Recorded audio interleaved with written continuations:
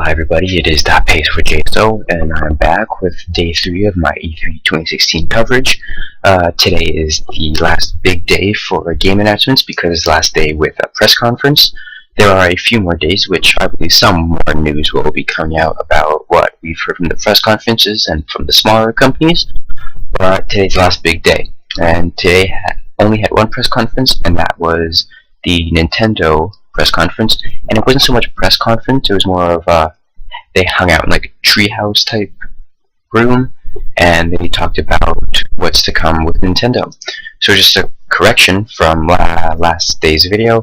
I said that Batman, the Arkham series, would be getting some VR. I was wrong. VR is for a murder mystery where you are Batman, so it's not in Arkham Knight and those games where you get VR. It's a new game with VR for Batman, which sounds pretty fun, and you actually get to be Batman instead of just a third person. It's first person, which is going to be great.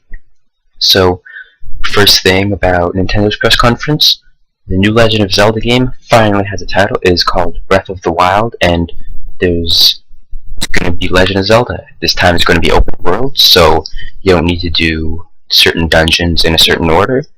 That's going to be great. Everyone's going to have a different playthrough with their different items that they're collecting. There are new items. There are definitely new characters. It's going to be a whole new world. It's going to be a great new experience. And mostly that's what Nintendo focused on throughout their little press conference treehouse talk. More Breath of the Wild. They talked about the new Pokemon games, Sun and Moon. And a big part of new Sun and Moon game is Battle Royale. So this Battle Royale is no longer a one-on-one competition between your Pokemon. It can be a four-way battle. There was no talk about a three-way battle, but it is confirmed that there can be 4 different trainers fighting it out. So Pokemon 1 can attack Pokemon 2, Pokemon 2 can attack Pokemon 4, and everyone just has their own strategy. Maybe you might team up and then you'll turn on your partner later. But Battle Royale, a free-for-all for Pokemon, sounds absolutely great. There are a couple of new Pokemon that were announced, like Steel Fairy type, which is like a robot, and there was this little pincer dude. He's like a little bug with big pincers. Seems pretty interesting. And that's all it really came from Nintendo from their quote-unquote press conference. Oh yeah, there are some new amiibos coming. Of course, Nintendo loves their amiibos now. Everyone loves these new little toys that they have. So finally, we're getting a Waluigi amiibo. One of the best characters from the Mario series, Waluigi, finally gets his own amiibo. And that's all from the Nintendo press conference. Some other news, not from Nintendo, but that came from today, is Injustice 2 is getting loot drops. So it's not just choose your character like the Flash and fight. It's you get to change his gear. You get an example, move 5% faster probably, or gain 10% health. Just like the cards from the mobile game for Injustice, you would get these little boosters that would increase your attack speed or health or how hard you hit.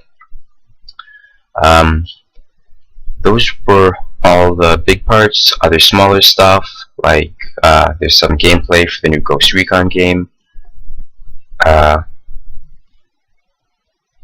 Gang Beasts is getting a new little soccer mode, so it's still Gang Beasts. You're still going to be able to hit each other, pick each other up, throw each other like a foot, but now it's soccer. Score a goal, score a couple goals, you're going to win that way. Gwent, the new card game from the Witcher series, is getting a beta sign-up, so just like how Hearthstone launched, it had a beta and then it was released to everybody. I'm not sure if you have to pay for Gwent if you want to play it. Hearthstone is free, so maybe Gwent will be free as well. But new card game sounds pretty awesome.